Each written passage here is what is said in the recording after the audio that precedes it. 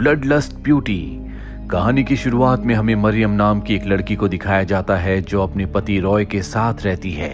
रॉय की financial condition बिल्कुल भी अच्छी नहीं है, इसीलिए हमेशा वो परेशान रहता है। कई बार वो मरियम पर चिल्लाता भी है। वहीं दूसरी तरफ हमें एक पेंटर को दिखाया जाता है जिसका नाम युद्धा है, जो पेंटिंग बनाना तो चाहता है लेकिन उसे पेंटिंग बनाने के लिए कोई मोटिवेशन नहीं मिल रहा। उसे कुछ समझ नहीं आता कि वो किसकी पेंटिंग बनाए। तभी वो अपनी खिड़की से बाहर मरियम को देखता है। वो मरियम का पीछा करना शुरू कर देता है। वहीं दूसरी तरफ हमें मरियम के पति रॉय को दिखाया जाता है जो कि एक गैंगस्टर के पास जाता है जिसका नाम ओजी है। ओजी लोगों को पैसे देने का काम करता है, पर जो उसके पैसे टाइम पर नहीं लौटाता या तो वो उसे मार देता है या फिर उससे दुगने पैसे वसूल करता है। रॉय ने ओजी से पहले से पैसे उधार ले रखे हैं और अब वो उससे और पैसे मांगता है। रॉय कहता है कि मेरा प्रोजेक्ट अगर सफल हो गया तो मैं बहुत सारे पैसे कमाऊंगा और तुम्हारे सारे पैसे लौटा दूंगा। ओजी उसकी बातों में आ जाता है और उसके पास जो उसके बॉस के पैसे होते हैं वो रॉय को दे देता है। वही मरियम जिसका पीछा युद्धा कर रहा है वो अपने घर पहुंच जाती है और अब युद्धा चुपके से उसकी पेंटिंग बनाना शुरू कर देता है क्योंकि वो बहुत खूबसूरत होती है। मरियम युद्धा को देख लेती है और चुपके से पीछे से उसके पास जाती है। वो युद्धा से कहती है कि तुम मेरी परमिशन के बिना मेरी पेंटिंग बना रहे हो।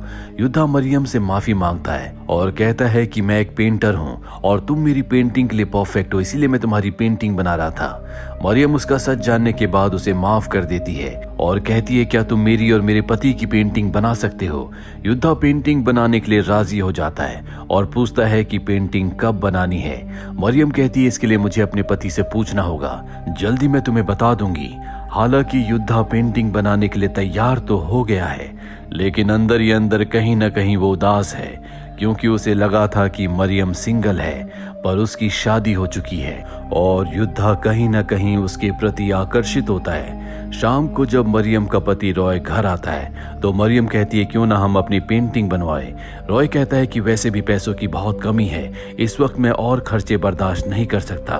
मरियम कहती है कि एक पेंटर है जो हमारी पेंटिंग फ्री में बनाना चाहता है। रॉय को जब पता चलता है कि पेंटर फ्री में पेंटिंग बनाएगा तो वो मान जाता है।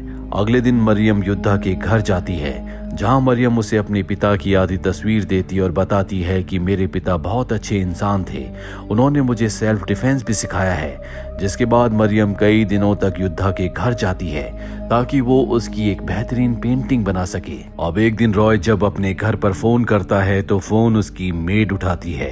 वो मरियम के बारे में पूछता है। मेड बताती है कि वो अपनी पेंटिंग बनवाने के लिए गई है। रॉय को मरियम पर शक होना शुरू हो जाता है। उसे लगता है कि मरियम उसे कहीं ना कहीं धोखा दे रही है। शाम को रॉय जब अपने घर की तरफ जा रहा होता है तभी गैंगस्टर ओजी के कुछ लोग आते हैं जो उसे गाड़ी में डालकर ओजी के पास ले जाते हैं जहां पर ओजी उसे मारता और कहता है कि तुम्हें मेरे पैसे लौटाने होंगे। वहां से रॉय अपने पार्टनर को कॉल करता है और पूछता है कि प्रोजेक्ट का क्या हुआ। उसका पार्टनर कहता है कि पुलिस ने छापा मार दिया, हमारा पूरा प्रोजेक्ट फेल हो चुका है। ये सुनकर रॉय घबरा जाता है। गैंगस्टर ओजी उसके एक्सप्रेशन देखकर समझ जाता है कि अब वो उसके पैसे लौटा नहीं सकता, इसीलिए वो उसकी उंगलियां काटने वाला होता है कि तभी रॉय कहता है कि मैं अपना घर बेचकर तुम्हारे पैसे लौटा दूंगा। जिस पर वो गैंगस्टर मान जाता है और उसे एक और मौका देता है। पर सबसे बड़ी मुसीबत ये थी कि वो घर उसके नाम नहीं बल्कि मरियम के नाम है क्योंकि मरियम के पिता ने वो घर अपनी बेटी मरियम को गिफ्ट के तौर पर दिया था। वहीं मरियम को घर पर दिखाया जाता है जो युद्धा की बनाई हुई तस्वीर को दीवार पर लगा रही होती है। साथ ही घर में एक नकाबपोश भी होता है। मरियम पेंटिंग लगाने के बाद जब डाइनिंग के पास आती है तो देखती है कि वहां पर किसी ने उसकी बिल्ली को मार दिया है, जो देखकर वो जोर जोर से चिल्लाना शुरू कर देती है। उसकी आवाज सुनकर युद्धा घर के अंदर आ जाता है और उसे शांत करने की कोशिश करता है। वहीं मेड भी इन दोनों को एक साथ देख लेती है।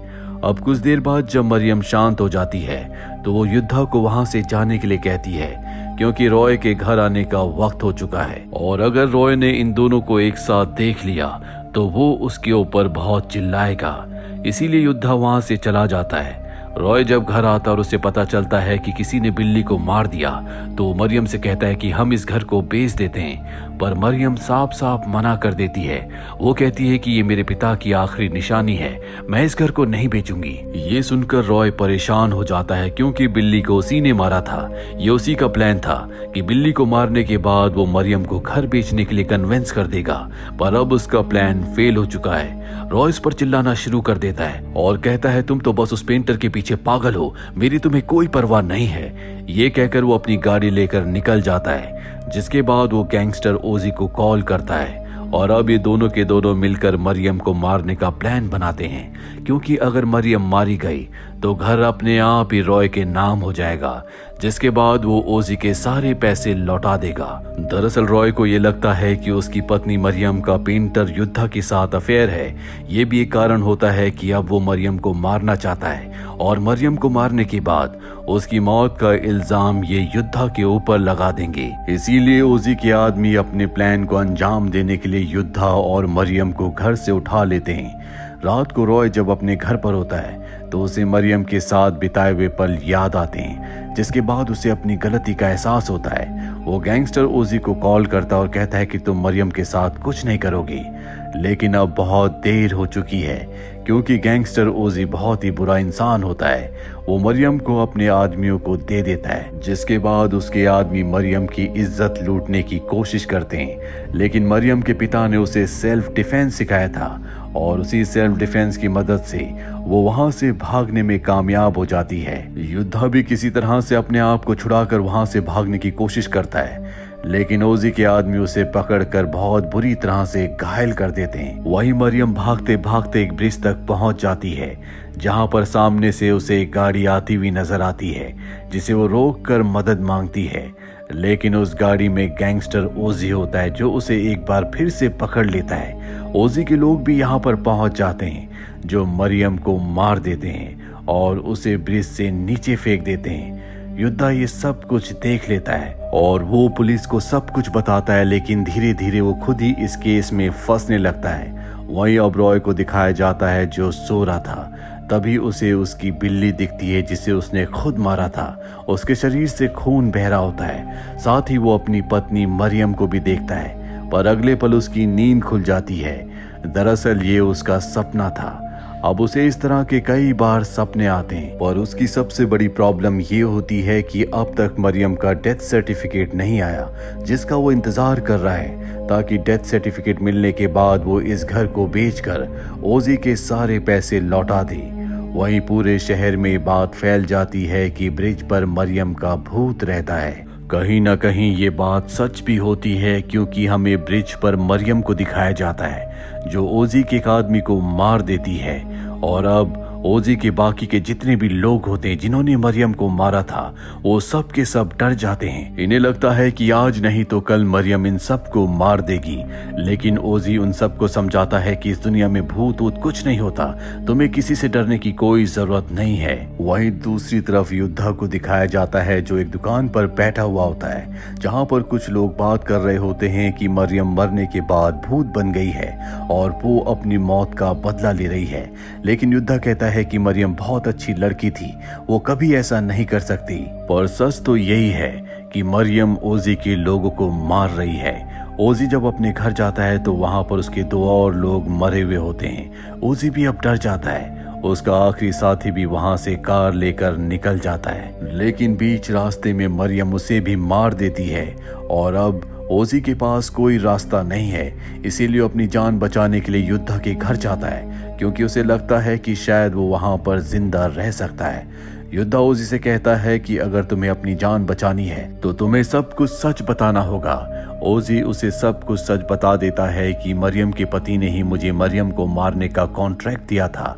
ये सुनकर वो शॉक्ड हो जाता है, जिसके बाद युद्धा ओजी को अपने घर के अंदर बंद करके रॉय के घर जाता है और रॉय से कहता है कि तुम अपने गुनाहों को कबूल कर लो। लेकिन रॉय को जेल जाने से डर लगता है, इसीलिए वो घर का सारा सामान तोड़ने लगता है, जोर जोर से चिल्लाने लगता है। उसकी आवाज सुनकर उसके नेबर घर में आ जाते हैं, जो युद्धा को वहां पर देखकर ये समझते हैं कि युद्धा उसे मारने के लिए आया है। वो उन सभी लोगों को समझाने की कोशिश करता है कि असली गुनहगार रॉय और ओजी हैं, लेकिन उसकी बात पर कोई यकीन नहीं करता, इसीलिए सबको अपने घर ले आता है। जब वो घर आता है तो देखता है कि उसके घर का दरवाजा खुला हुआ है। जब ये अंदर जाते हैं तो वहां पर ओजी की डेड बॉडी होती है, यानी कि ओजी की भी मृत्यु हो चुकी है।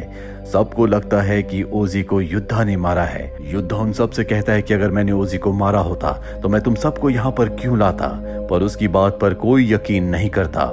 युद्धा समझ जाता है कि उसे यहाँ से निकलना ही होगा, इसीलिए वो उन सब से बचकर वहां से निकल जाता है। वहीं रॉय को दिखाया जाता है जिसे अपने कमरे में मरियम की आत्मा दिखाई देती है, जिस कारण वो डर जाता है और पुलिस को जाकर सब कुछ बताता है।